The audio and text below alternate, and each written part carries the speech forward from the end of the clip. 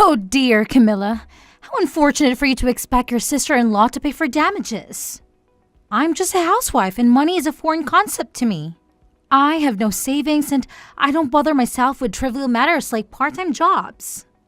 As if that weren't enough, my husband is gallivanting overseas for business, making it utterly impossible for me to burden him with such insignificant matters.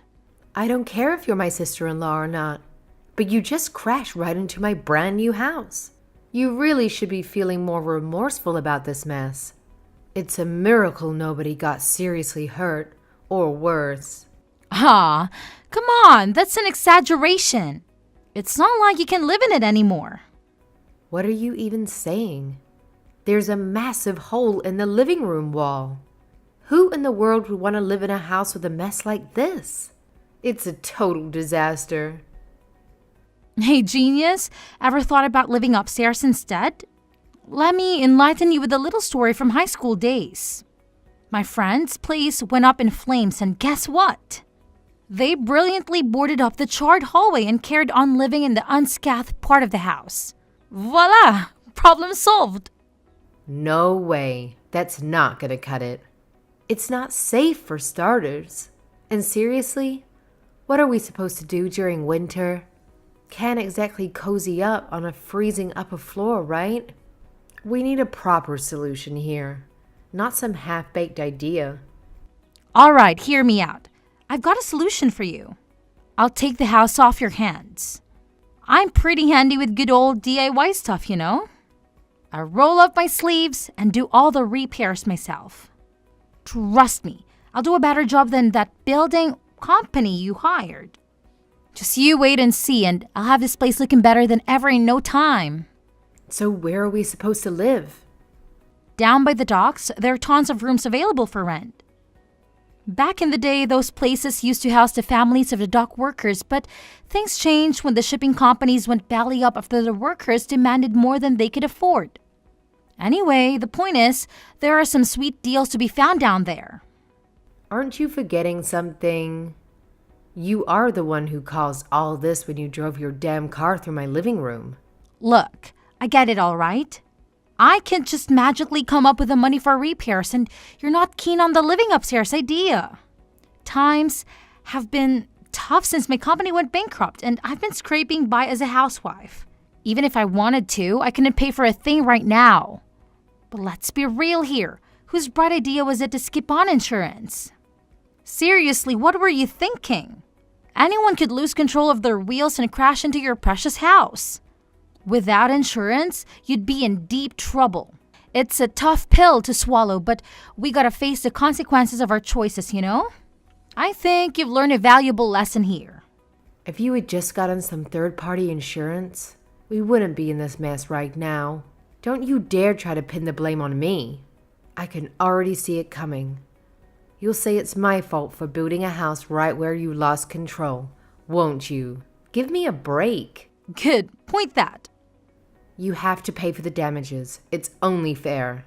Oh, please. $200K? Do I look like I have stacks of cash lying around for your convenience? You must be out of your mind. You think that's even remotely possible. Did that policeman explain it to you? You can't squeeze blood from a stone, genius.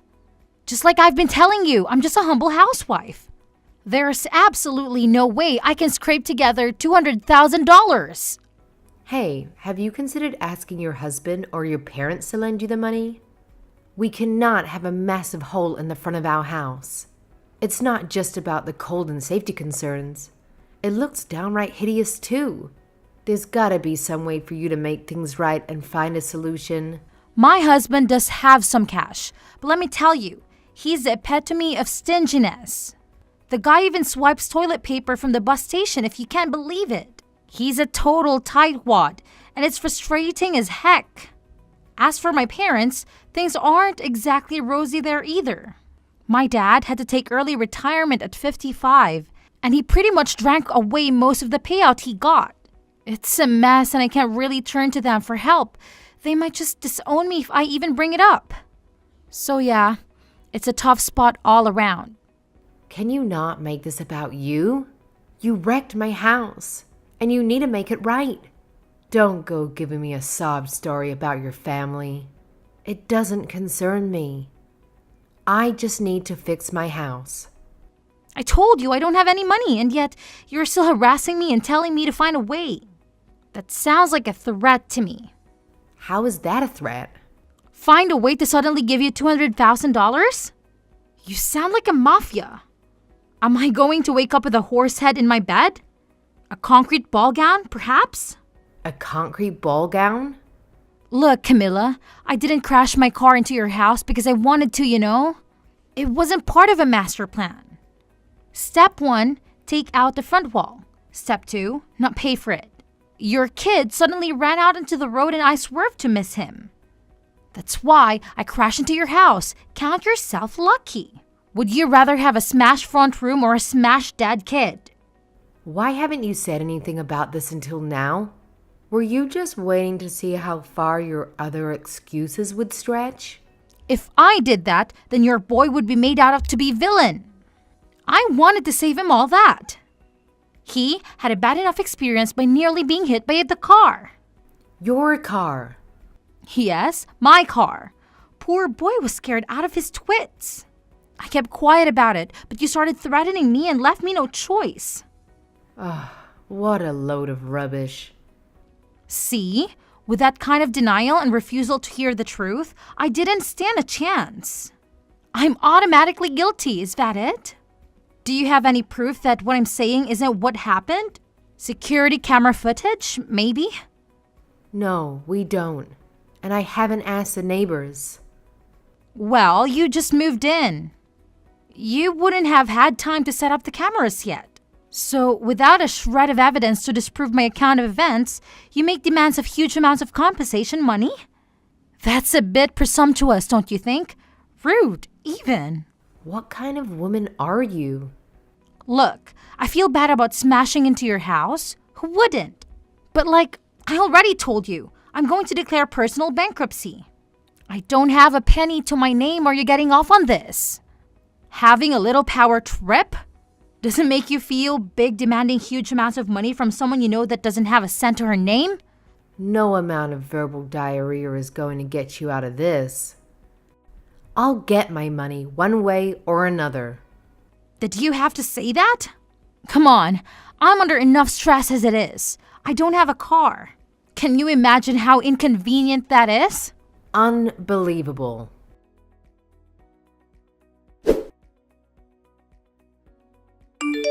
Hi, I'm just following up on what I've overheard. Did my wife crash her car into your house? Yes, she did. She also said she declared personal bankruptcy recently, and there was no way she could pay for the repairs. I've just had that exact conversation with her. She claims that she has no money and that asking you or her parents for even a loan is out of the question. So, we have a massive hole in the middle of our house and no means of repairing it before winter comes. I'm so sorry for what happened. I'm relieved to see you are taking this seriously. I was expecting the same brush-off attitude I got from your wife. Perhaps we can solve this problem with level-headedness. If this is all true, then I have no sympathy for my wife. It certainly is true. She drove her car right into our house. You can come and have a look if you need confirmation. Shall I send you some photos? She's claiming that my son ran out onto the road suddenly, and she swerved to avoid him. But I don't believe her story for a second. Why do you doubt her story? Because when she crashed into our house, I called the police, of course. Nobody was hurt, thank God, so they interviewed her and us. There was never any mention of my child in her statement. Surely then was the time to say it. She only mentioned it much later on, when I started trying to get some money out of her. I think she panicked and thought of it trying to absolve herself of blame. I see. Well, yeah. If she only thought to mention it after giving her statement to the police, then it does lack credibility. Well, don't you worry. I'll make sure you get the $200,000. I have to warn you, that's only a rough estimate. The actual cost could be a lot more. Right. When you have an official quote, please send it to me. I'll pay it in full. But the matter of your child needs to be looked into. If there is a chance that what my wife is saying is the truth, then we need to take that into consideration too. Oh, yes. I guess you want to make sure of the actual events. Of course. I still can't believe she'd do such a thing. It hasn't sunk in yet. She's pretty volatile at the best of times, but I owe it to her to see if she's actually telling the truth. She is my wife after all. I understand. I'll get back to you when I've spoken to the police again. Right. Thank you. I'm heading home. I should be back stateside the day after tomorrow. If I can get a flight at such short notice, let's continue this then. Can you just leave work like that? This takes priority. Yes, of course. I really appreciate it. Have a safe flight.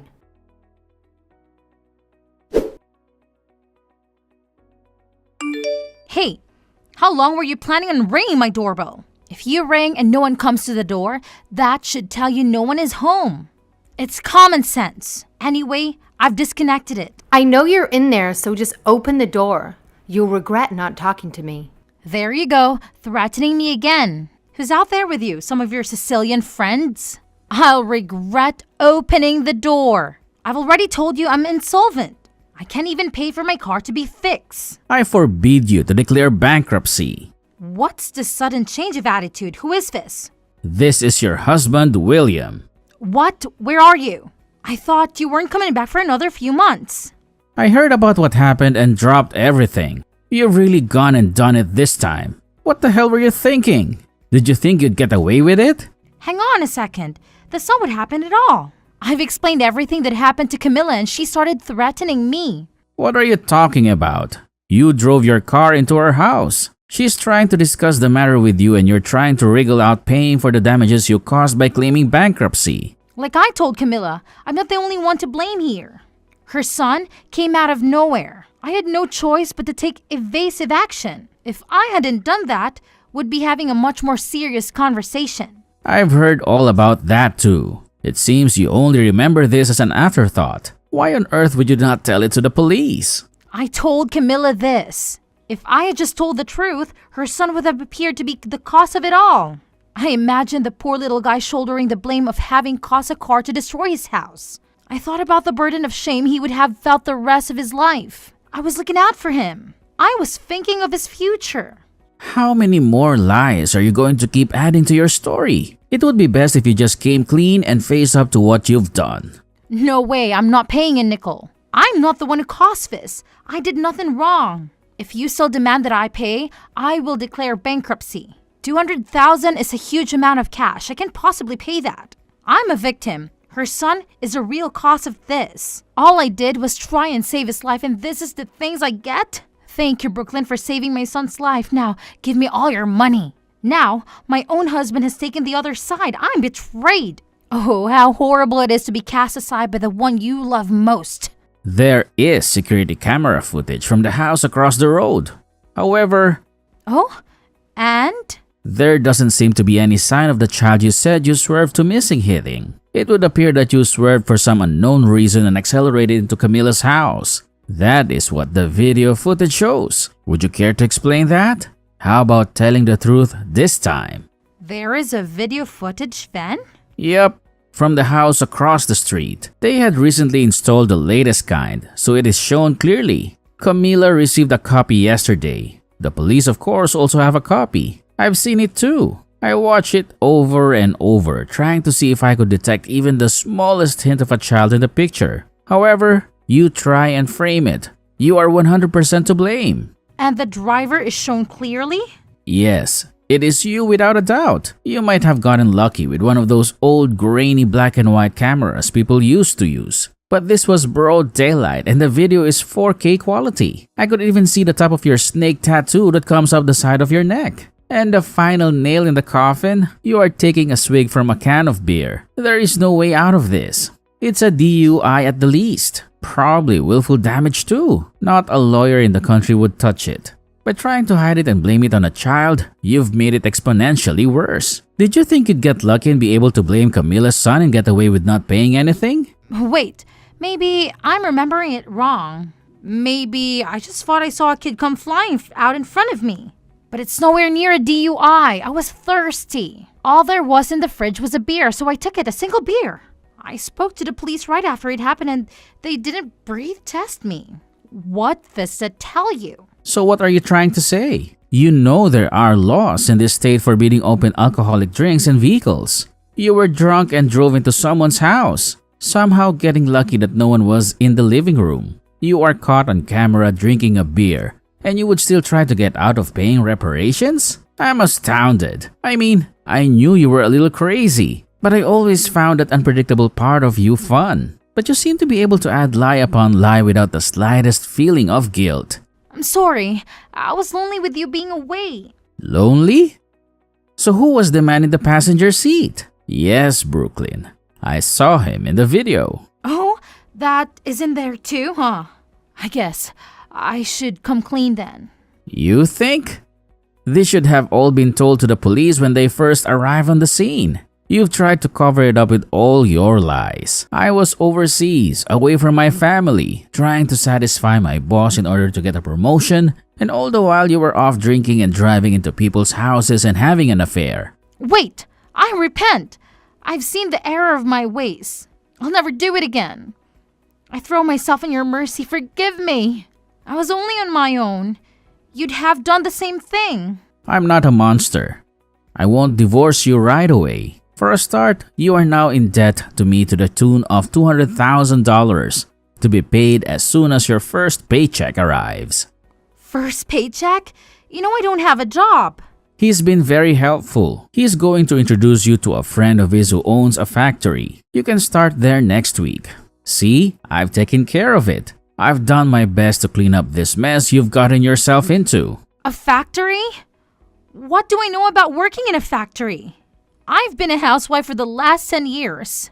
And suddenly, you want me to work in a factory? What is it? A clothing factory? I don't know how to make clothes. No. Nothing as glamorous as that. It's a sardine cannery. Oh God. And you're not to quit until the loan is paid in full. That's a lot of sardine cans. But who knows? You might make line or even shift manager. You'd get a small promotion. Cheer up. It's not like it's a terrible place to work with a bad safety record and lots of mysterious injuries. And you'll be paid for your work. It could have been so much worse. Making car license plates in prison. And best of all, there is a workers' dormitory you can live in. You'll be able to cut back on living costs. Hang on. I can't do physical labor. I haven't even walked further than a mall for more than 10 years. Please, William, I'll get a part-time job and pay you back little by little. This is Camilla again. It would appear that William has nothing further he wishes to say to you. What? Just listen to me. Why won't anyone hear me out? Okay, let's go inside the house, shall we? I have an agreement for you to sign. If you refuse, I'll have no other choice than to call the police. Okay, got it. I'll open the door. Hey, Camilla, could you have a go at trying to convince William to leave me a way out? You what?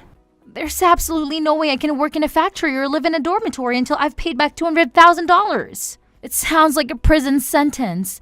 I won't be able to see my kids. He's taken this all too far. Too far? So you think you'd be better off in an orange jumpsuit in prison? Shall I call the police and see what they make of the new evidence that has come to light? I can easily win in court and probably get a lot more than $200K. I have all the evidence I need. The judge won't take long to make a decision, I bet. No, You aren't in any position to make demands. Don't worry. You should be able to pay off the debt in about 15 years? Give or take a year or two. And maybe time off for good behavior? What? Just kidding. But I hope you enjoyed the fish factory. You will probably have all the sardines you can eat. Very healthy sardines. 15 years? Of canning fish? I feel sick.